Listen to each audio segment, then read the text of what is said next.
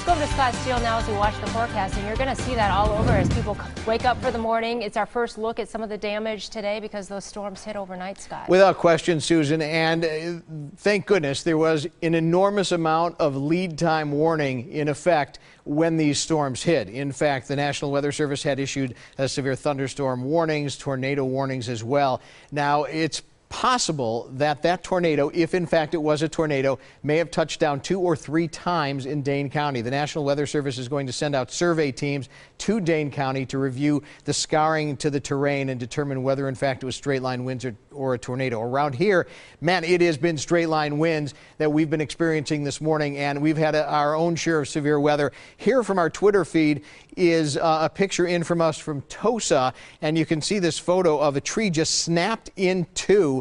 That tree split right down the middle in Tosa, an indication of how powerful those straight line winds were when they rolled through here.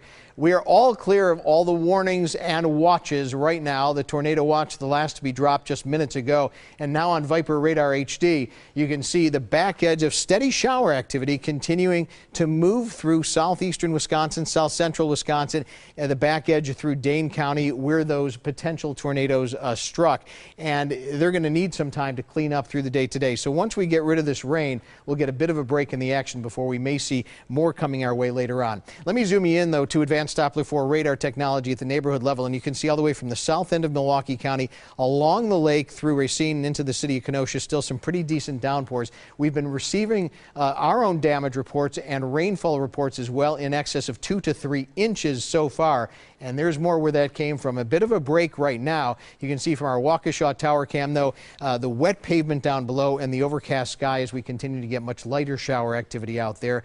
And as we go through the rest of the week, we're still in a slight risk for severe weather tonight through Thursday, so we're going to have to keep our eyes open. The main threat, I think, will be potential flooding, as our weather word for today is wet. Will be steamy and stormy. Outside already 73 degrees at a few minutes before 7 this morning. Most locations in the 60s to near 70, and that warm, moist air continues in effect all across the area as that frontal boundary remains in place. So today, more storms popping up later on, up to 87, otherwise partly cloudy in between. More heavy rain tonight, down to 65. For tomorrow, more scattered showers and storms, 80 for a high, and down to 61 warm degrees tomorrow night. Your Storm Team 10-day outlook is calling for the unsettled weather to depart by the end of the work week into the weekend, when our temperatures recover back to the low to middle 70s. The good news again is all the warnings and watches have expired, but Susan, we may be doing this again as we approach the overnight hours tonight and into tomorrow morning on our Wednesday. All right, well, that's good to know at least.